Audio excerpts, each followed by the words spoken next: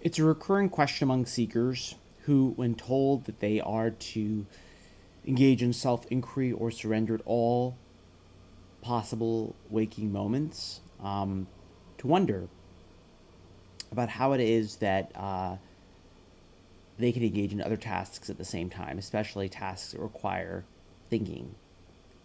How is it, they wonder, that the mind can do two things at once? It seems impossible. How can you both attend to, I don't know, a work assignment you have, and also at the same time engage in this demanding, intense task of inquiry?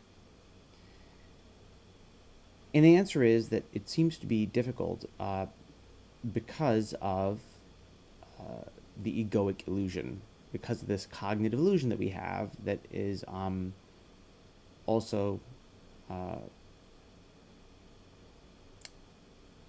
callable by the name of identification.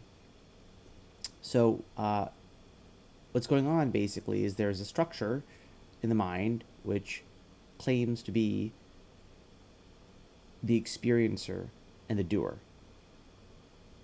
It claims to be separate, and it's not a specific thought, actually. It's more like a structure of thought, because it's implying that it is itself not mechanical and is the one experiencing all objects. Not, when I say not mechanical, I mean that it's free in some sense. It's free, and it needs to be free because only objects are controlled.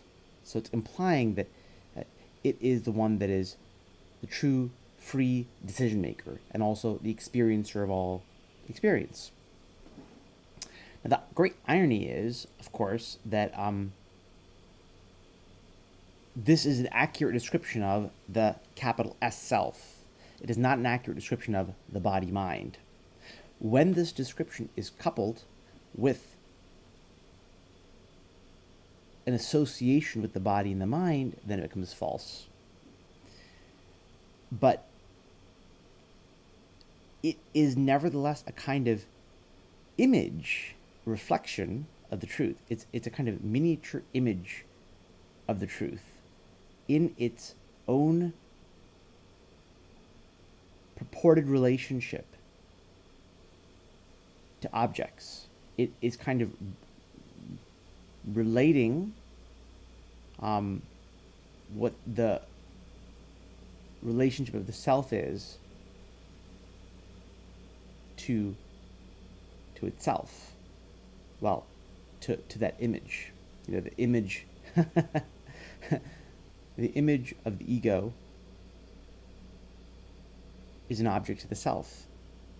In the same way that objects in the world are supposedly objects to the ego.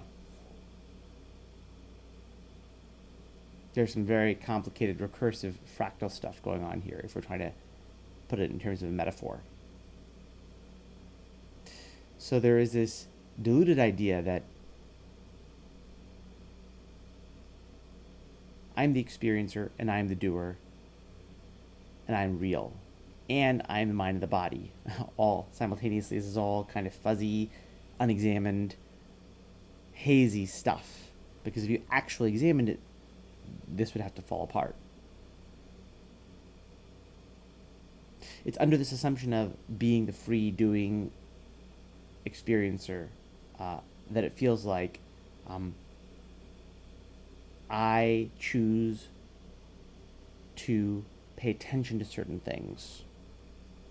I decide to do certain things. I focus on certain things. I'm the one who thinks certain things. These are all attached to that. But it's entirely a fiction. It's not actually happening. It's the thought of it happening. And actually not even that. It's a kind of intricate structure, kind of imagination of what it would be like if this were possible. If something impossible were possible, what would that be like? But something impossible isn't possible. So meanwhile, you have self-inquiry and surrender, which are, in one sense, also thoughts. And they too are, from one standpoint, these kind of effortful endeavors. Oh yeah, I am going to focus on this thing called self-inquiry. I am going to focus on this thing called surrender. So no question that from one standpoint, these two are egoic endeavors. But the difference is that while the usual egoic endeavor of I'm doing generally all kinds of tasks, I'm controlling my life, generally speaking, is false, inquiry and surrender are like Trojan horse thoughts. They are thoughts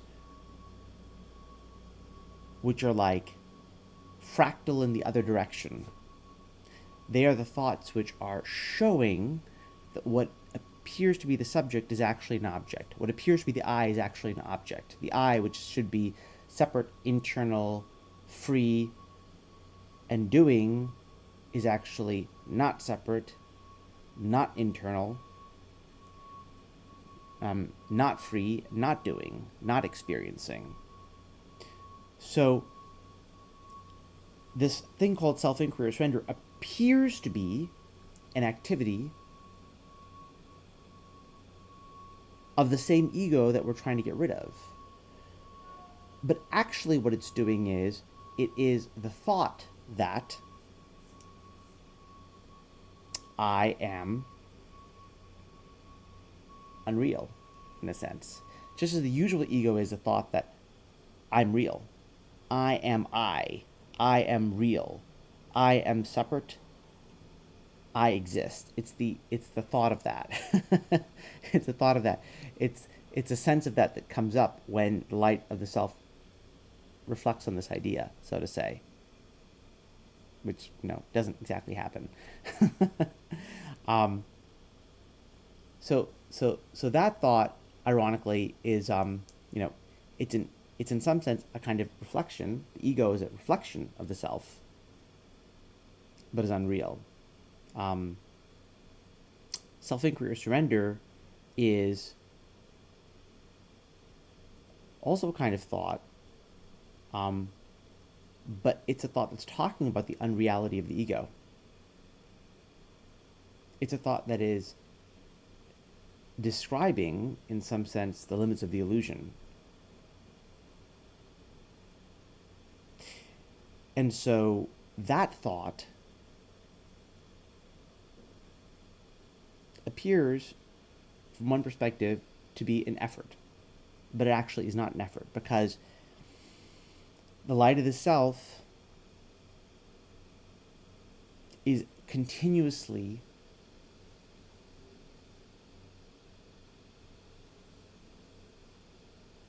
aware, you might say, of the ego. In being aware of the ego, it is therefore continuously conducting self-inquiry or surrender. It's continuously objectifying the ego. In objectifying the ego, it destroys the ego, because the ego depends upon the sense that it is actually a separate real entity. In other words, it depends upon this thing called forgetfulness. It has to forget the background against which it arises. That background is the self. Now, of course, it is nothing other than the self, which is aware of the thought of this forgetfulness, because forgetfulness is not real. There could actually be no real forgetfulness. It's the self which is cognizing the thought of forgetfulness. What if forgetfulness were real? And this activity of self-inquiry, which itself appears to be an activity, in the end is actually just stating what's already always going on, namely that there is this true subject, the true I, which is not an object at all, and which actually has no subject-object relations.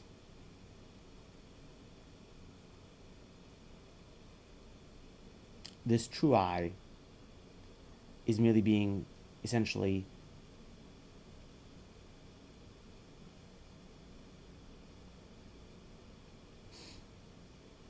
pointed out by negation through inquiry and surrender. And actually, in the end, not even that. Not even that, because in the end, the entire swing from ignorance to realization is just a thought, and not even that. And not even that. Because the idea that it's even a thought, even the idea that ignorance exists, even as a thought, even as an appearance, even as an illusion, is itself based on the idea that the ego is in some sense, small sense, real. And it isn't. But there's always the implication. But there isn't even that implication. This is how it goes down. It's like turtles all the way down. It's like recursive, fractal. And frankly, ultimately beyond the ability of language, words, or concepts to capture or describe, despite my attempts to do so in these metaphors. But the real point is that the doing that seems to happen with all your tasks is unreal. Self-inquiry and surrender, meanwhile, while they appear to be activities, aren't. They appear to be effortful, but they aren't. So it's not really that the mind is doing two things at once. The mind is entirely fictional, and is in fact doing nothing. Not in the way that it thinks it is. Not in the way that the ego thinks it is, namely as a separate, doing, experiencing, free entity. But ironically, the ego, though it's false in what it believes of itself, yet it is true in that it is an image in its holographic specificity